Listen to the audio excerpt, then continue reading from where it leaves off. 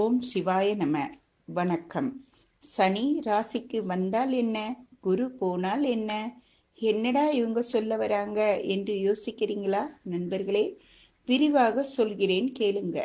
உங்களுடைய ஜனன ஜாதகத்தில் நீங்க பிறந்த தேதி, மாதம், வருடம், பிறந்த நேரம் இருக்கும்.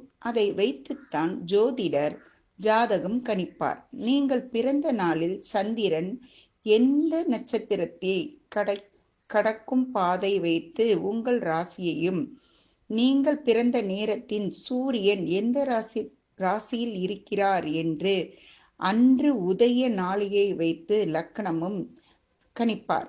இது உங்க ராசி லக்கணம் என்று சொல்வார் ஜோதிடர்.